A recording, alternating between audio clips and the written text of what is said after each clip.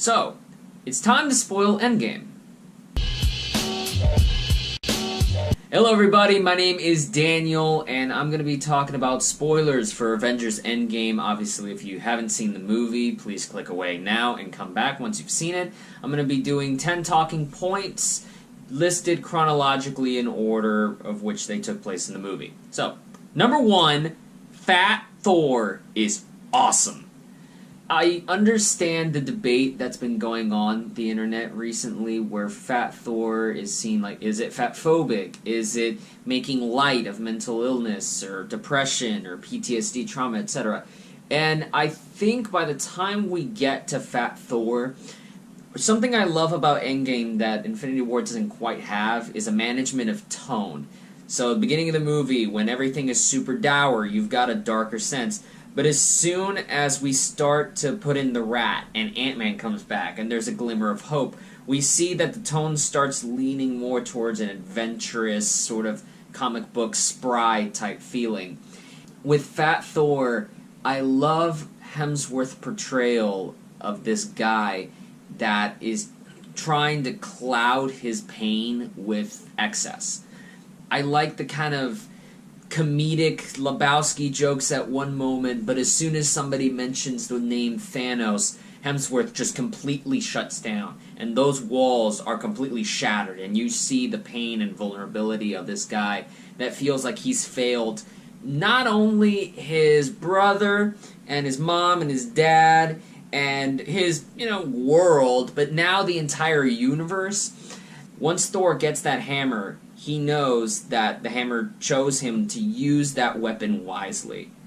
And it's not about how strong he is, it's not about how he's succeeded in the past, how great of a warrior he is, it's about how good of a person he is. So I thought that arc actually really works for the movie. Number 2, Black Widow's death. This has been a firestorm that I still haven't completely reconciled in my head. At first, I thought, okay, kinda sucks we're killing off the only original female Avenger, and she's sacrificing herself. It sucks, but the Avengers are her family. She's sacrificing herself to defend her family. And then you start to bring in the logic that Black Widow puts, which is Hawkeye has a family and she doesn't, so he's got a lot more to live for. And there's some problematic ideas about childless women not being worth as much in media and representation of that. People say if Hawkeye died, that would have redeemed his rampage of death. And the way I've reconciled this partially in my head is that if Hawkeye were to just die, he killed all these people, he dies, that really just doesn't mean anything. He's not had to live with the regrets that he's had and really learn from it. He would just kind of die off and like, oh, I made a sacrifice, pfft, dead. But there's no growth for that character, there's just the end of that character. Natasha found family in the Avengers as a redemption for her murderous acts before as a spy, so she gave Clint the same chance to do so with his family, because really the most we've seen of Hawkeye in this movie is maybe the 20-minute sequence at Age of Ultron with his family and the beginning of Endgame. But after that, now Hawkeye has a chance to really redeem himself from the murderous ways that he embraced due to his loss, and now he gets to kind of remember what he needs to really be fighting for, which is the protection of other people, the protection of the innocent.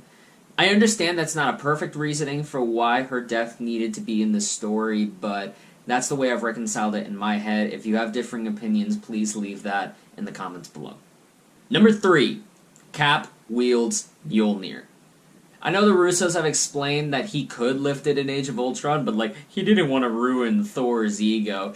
That's kind of lame. I would rather it be Captain America as a human, he is the embodiment of goodness and morality and justice and heroism, and that's at that moment, that's when the Hammer decided, you know what? Bam! We're gonna do this and fight for justice.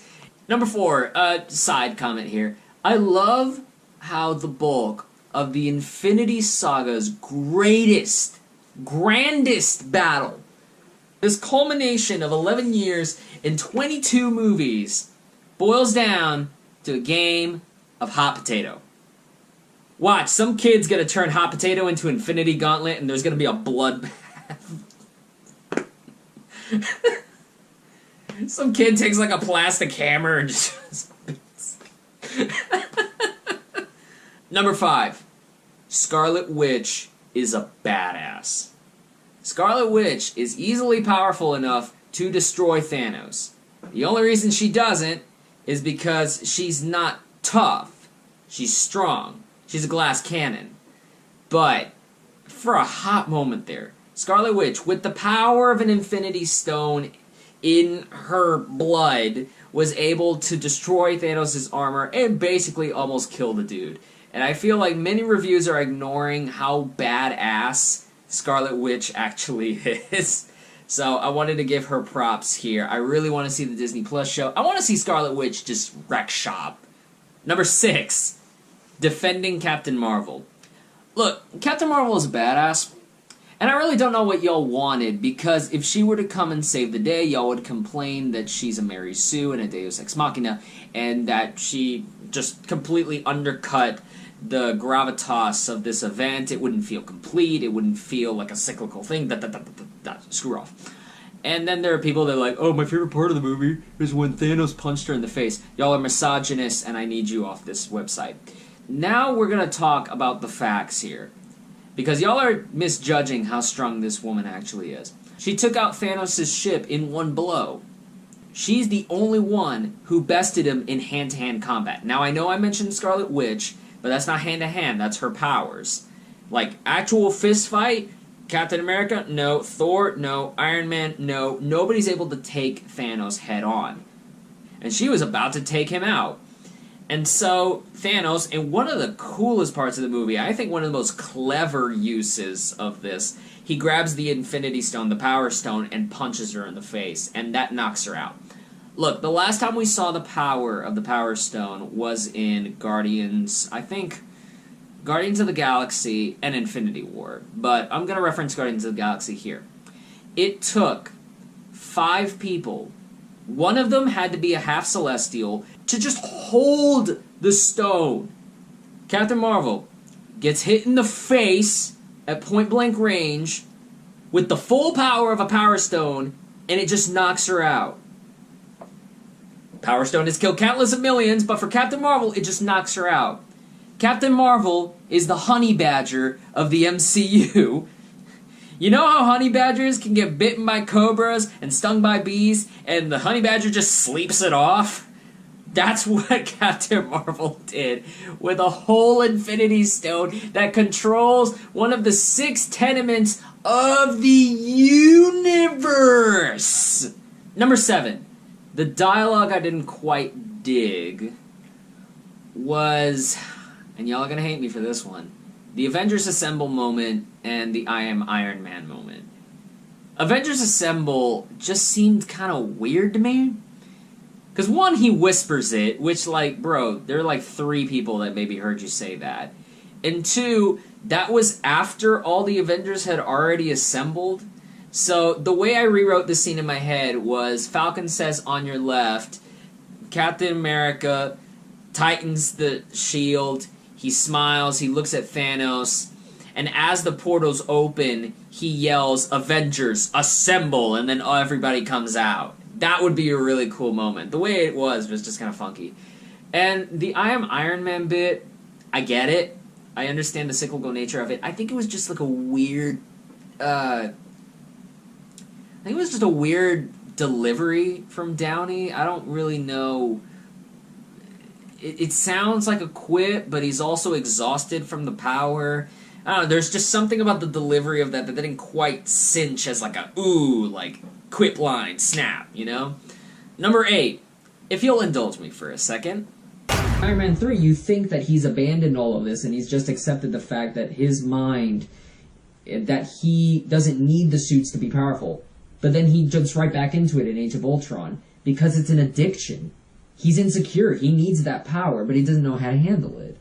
And that goes to my thing, and this is going to tie into it in Infinity War. we're talking about people that are going to die. I think it's going to be Iron Man. I think it's going to be Iron Man too. Well, and several other people. And the way it's going to work is that Iron Man is going to get the Infinity Gauntlet, and for the first time in his life, he's going to have... Hang on. No, he's not going to get the Infinity Gauntlet. He's going to get it. And he's going to have all the power in the world, and for the first time in his life, he's going to use it right. I called it. Number 9. Cap gives Falcon the shield. I don't think this is actually Falcon taking on the role of Captain America. I think mostly this is a symbolic gesture for Sam's friendship with Steve throughout the events of the MCU. The Disney Plus show is called Falcon and Winter Soldier, and while that may be Disney's way of throwing people off, maybe they'll change the name of the show later, I just think the Captain America character is so tied to Steve Rogers at this point that to give it to Falcon, I think, would betray the benefit of having Falcon be his own independent character. There's always going to be this stigma of, you're not Steve. Bucky has kind of been out of the MCU for a while, so I understand why Sam and Steve really needed to have this moment. And number 10, Cap reunites with Peggy. Kind of the inverse of Iron Man, a guy who had given up so much of himself throughout the years now takes this one act for himself, and I think he's totally earned that. I wrote this into the spoiler vid just so I could talk about this parallel. In 1970s, they're on opposite sides of the window in Peggy's office, and the first time you see that scene of them dancing, you, the audience, are on the other side of the window, and finally Steve and Peggy are together. I thought that was a really cute, nice visual nod. I almost wish they hadn't gone into the close-up, just because I wanted that moment of them on the other side of the window just to be them, their intimate moment, especially since Cap did the line, "No, I'm not going to tell you about her." You know, we don't need to invade that. That can be Cap's moment, his little secret to keep. And to keep us at a distance, I thought would have been nice, but then you wouldn't have gotten the money shot of them kissing, and that ends the Infinity Saga. Screw it, I'm going to put in a bonus. Number 11. These are all the times I teared up. I did not actually cry, but I did tear up. So we're going to go down the list here that I actually have to look at. Number 1, when Ant-Man sees his now teenage daughter, that's like Interstellar. When that kind of moment comes in a movie, man, you're going to get a tear out of me. Tony giving parenting advice to Howard Stark. The whole, all the money in the world never bought a man a second at a time. That made me tear up a little bit, because, you know, I love my dad. Number 3, and thank God that they redeemed Thor Dark World in some way. When Rene Russo is comforting her son, that entire scene just warmed my heart. I've always had this thing with, like, mother-son family relationships that always just kind of, like, warms my heart and makes me tear up. And the last one is actually the end of the credits. There's no post-credit scene, obviously, but you get to the very end, and I actually was talking to my friend Ashley, Movie Oracle, her channels in the card or in the description below, probably both. And she mentioned that there was this sound, kind of like a hammer smithing, and I knew what it was. Right away, it's that clip from Iron Man 1 where Iron Man is smithing his mask. Basically, that's the moment that Iron Man is born. And so I'm sitting there waiting through the throngs of people and credits and songs and the state of Georgia and no animals were harmed and da-da-da. And to hear that clang at the end, I think that's the moment when my heart just kind of like let all the emotion I felt for Tony Stark go at that moment. And it really wasn't sadness more than it was pride. And to see that character go, it's honestly sweet for me. I don't really find anything bitter about it, because I felt like the way he went out was so right, was so appropriate and satisfying that honestly I wouldn't have it any other way. That's it. Spoilers for Endgame. Let me know some of your thoughts about the spoilers in the comments section below. Like I said about the Black Widow dying, if you have a differing opinion or reading than I have, please let me know as well.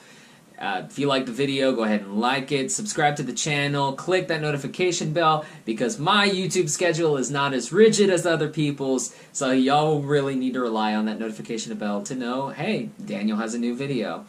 But until that next video, take care, and I'll see y'all around.